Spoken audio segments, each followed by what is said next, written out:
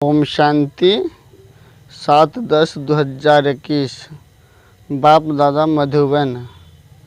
बाबा कहते हैं, मीठे बच्चे, हियर नो इविल एक बाप से ही सुनना है। गृहस्थ व्यवहार में रहते कमल फूल समान रहना है। बाबा कहते हैं, मीठे बच्चे, हियर नो इविल एक बाप से ही सुनना है। गृहस्थ व्यवहार में रहते कमल फूल समान रहना है। प्रश्न, किस खेल को यथार्थ रीति जानने वाले बच्चे कभी मुझ नहीं सकते हैं? उत्तर, दुख और सुख, भक्ति और ज्ञान का जो खेल चलता है, इसको यथार्थ रीति जानने वाले कभी मुझते नहीं है। तुम जानते हो भगवान किसको दुख नहीं देता, वह है दुख हरता सुख करता। जब सभी दुख हो जाते हैं तब दुखों से लिबरेट करने के लिए वह आते हैं। गीत। यह कौन आज आया सवेरे, यह कौन आया आज सवेरे। ओम शांति। बच्चों ने क्या सुना? भक्ति का गीत। भक्ति को अंग्रेजी में फिलॉसफी कहते हैं। टाइटल मिलते हैं डॉक्टर ऑफ फिलॉसफी। अब फिलॉसफी, भक्ति तो छोटे बड़े मनुष्य सब जानते हैं। कोई भी पूछो ईश्वर कहाँ रहते हैं तो कह देंगे सर्वव्यापी है। यह भी फिलॉसफी हुई ना। अब शास्त्रों की कोई भी बात बाप नहीं सुनाते। कोई भी भगत को ज्ञान सागर नहीं कहेंगे। न उनमें ज्ञान है, न ज्ञान सागर के बच्चे हैं। ज्ञान सागर बाप को कोई नहीं जानते हैं, न अपने को बच्चा समझते हैं। वह सब भक्ति करते हैं भगवान से मिलने के लिए, परंतु भगवान को जानते नहीं तो भक्ति से क्या फ़ायदा होगा। बहुत को यह टाइटल मिलता होगा डॉक्टर ऑफ फिलॉसफी। उन्हों की बुद्धि में तो एक ही बात है कि ईश्वर सर्वव्यापी है, उसको फिलॉसफी समझते हैं। इससे ही गिरते आए हैं। इसको कहा जाता है धर्म गलानी। हम कोई भी मनुष्य से शास्त्रों को कुछ विवाद नहीं कर सकते। हम कोई मनुष्य से पढ़े हुए नहीं हैं और सब मनुष्य द्वारा पढ़े हुए होते हैं। वेद शास्त्र आदि सब मनुष्य से ही पढ़ते हैं, बनाए भी मनुष्य ने हैं। तुमको तो यह ज्ञान सुनाने वाला है एक ही रूहानी बाप। वह एक ही बार आकर समझाते हैं। अब हमको कोई मनुष्य से कुछ भी सीखना नहीं है। तुमको अब सुप्रीम चल बाप से ही सुनना है। सुनने वाले हैं रूहानी बच्चे, आत्माएं। वह सब मनुष्य को सुनाते हैं। यह है रूहानी बाप का ज्ञान, वह है मनुष्य का ज्ञान। यह बाबा भी साकार मनुष्य है ना। बोलो, रूहानी बाप इस द्वारा सुनाते हैं। हम रूह सुनते हैं। हम रूह फिर शरीर द्वारा और औरों को सुनाते हैं। यह है रूहानी ज्ञान। बाकी सब है जिस्मानी भक्ति में जिस्म की पूजा करते हैं। बाप कहते हैं, तुम अपने को मनुष्य या भगत न समझो, अपने को आत्मा समझ मुझ बाप को याद करो। तुम आत्माएं भाई भाई हो गया हुआ भी है आत्मा परमात्मा अलग रहे बहुकाल। तो हमको कोई भी मनुष्य से सुनना नहीं है। कोई सवाल पूछें तो बोलो हमारा कोई शास्त्रों का ज्ञान नहीं है। हम उसको फिलॉसफी कहते हैं, अर्थात भक्ति मार्ग का ज्ञान है। सद्गति देने का ज्ञान सिर्फ एक बाप ही देते हैं। सर्व का सद्गति दाता एक ही गाया हुआ है। तो तुम बच्चों को कोई से डिबेट नहीं करनी है। बाप कहते हैं, ज्ञान की अथॉरिटी, ज्ञान सागर मैं हूँ।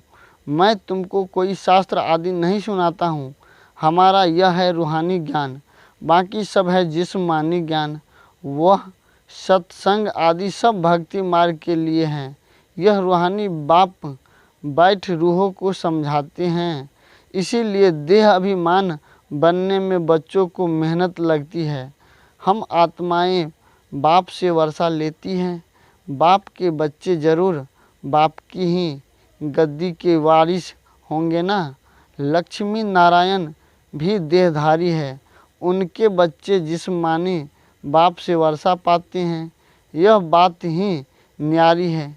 सतयुग में भी जिस्मानी बात हो जाती है, वहाँ यह नहीं कहेंगे कि रूहानी बाप से वर्षा मिलता है। देह अभिमान को तोड़ना है। हम आत्मा है और बाप को याद करना है। यही भारत का प्राचीन योग गाया हुआ है। याद अक्षर हिंदी का है, तो यह नॉलेज तुमको अभी कौन देते हैं? यह कोई मनुष्य नहीं जानते हैं। जन्म जन्मांतर मनुष्य से बात करते आए हैं। अभी रूहानी बाप रूहानी बच्चों से बात करते हैं, रूह सुनाते हैं। इसीलिए इसको रूहानी सुप्रीमचल नॉलेज कहा जाता है।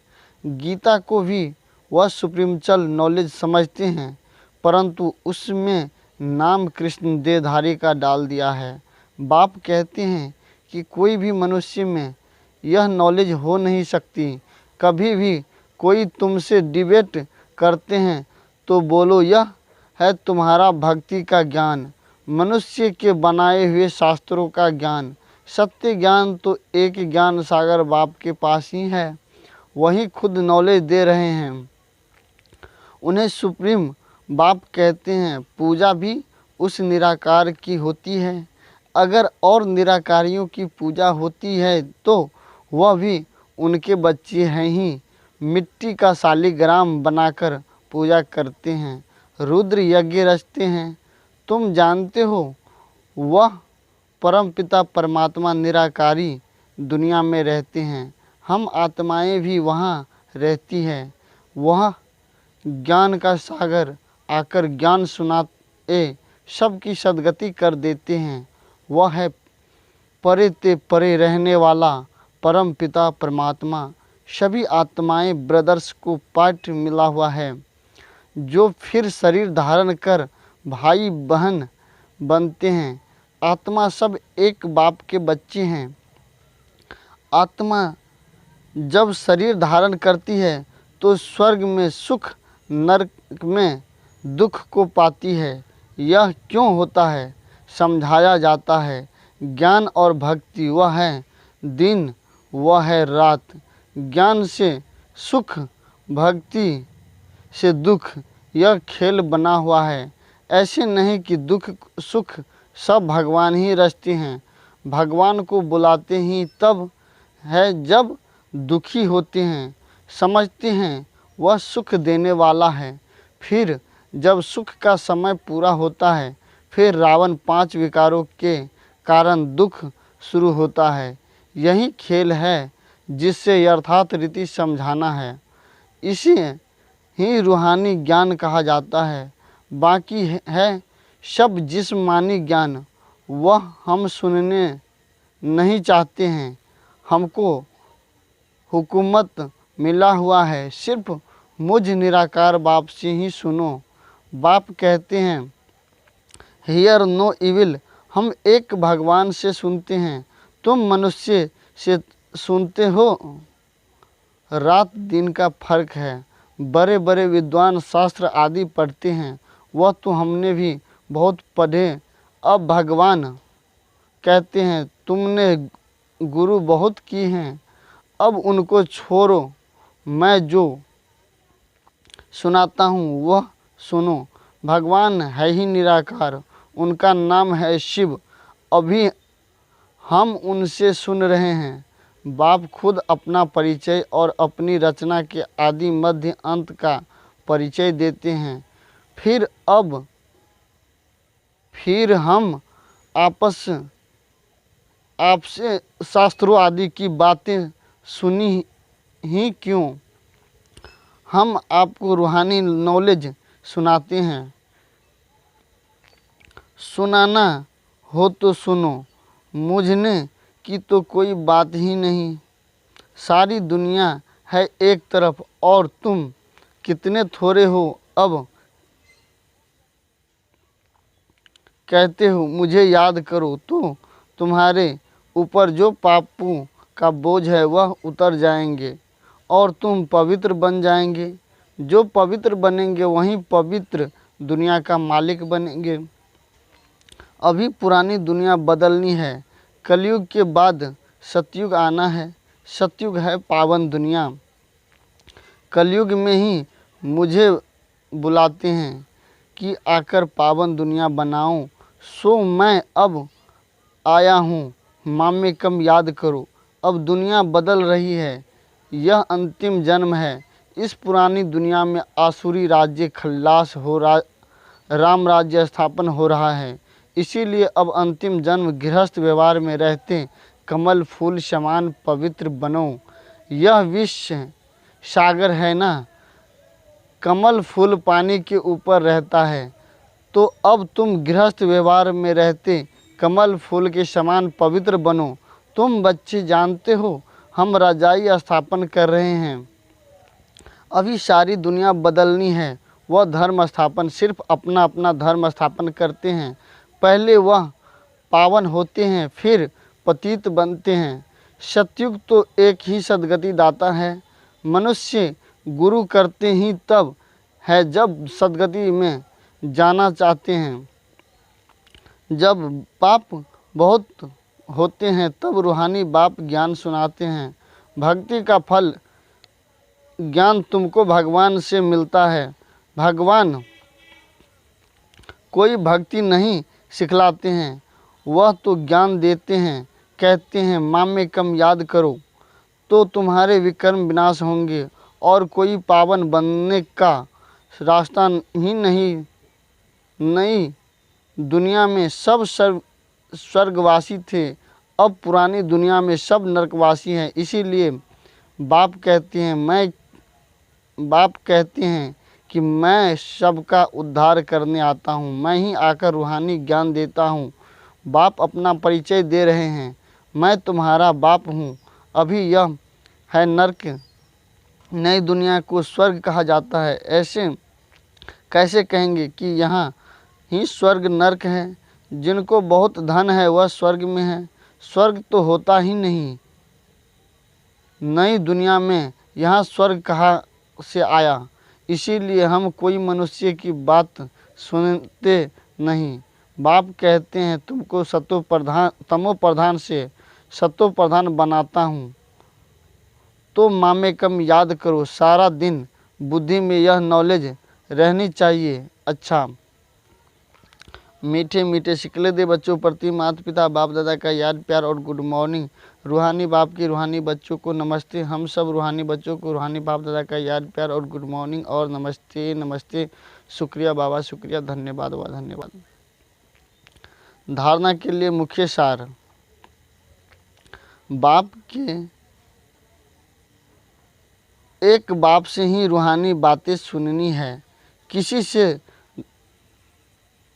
दूसरी बातों को वाद विवाद नहीं करना है।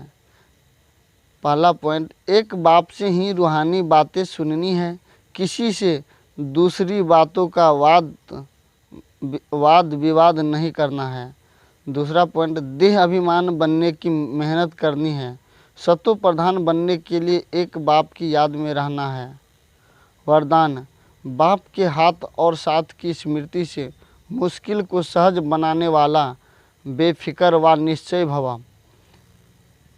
बाप के हाथ में और सदा की स्मृति में मुश्किल को सहज बनाने वाले बेफिक्र का निश्चित भव।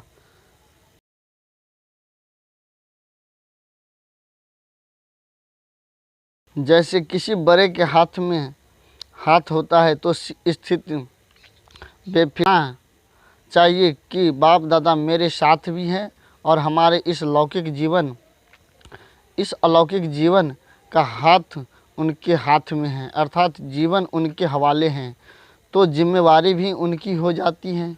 सभी बोझ बाप के ऊपर रख अपने हो को हल्का कर दो। बोझ उतारने वाला मुश्किल को सहज करने का साधन ही है बाप का हाथ और साथ। स्लोगन: पुरुषार्थ में सच्चाई हो तो बाप दादा की एक्स्ट्रा मदद का अनुभव करेंगे। स्लोगन: पुरुषार्थ में सच्चाई हो तो बाप दादा की एक्स्ट्रा मदद का अनुभव करेंगे। ओम शांति। मातेश्वरी जी की अनमोल महावाक्य। पहला पॉइंट, ज्ञान योग और दैवी गुण की धारणा जीवन का आधार है। यह तो अपने को निश्चय है कि परमपिता परमात्मा द्वारा हमें नॉलेज मिल रही है। इस नॉलेज में मुख्य 3 पॉइंट है जिसके लिए अपने को पूरा पुरुषार्थ करने का ध्यान रखना है। इसमें पहले हैं योग अथवा ईश्वरीय निरंतर याद, जिससे विकर्मों का विनाश होता है। दूसरा है ज्ञान, माना इस सारे ब्रह्मांड सृष्टि के आदि मध्य अंत कैसे होती है।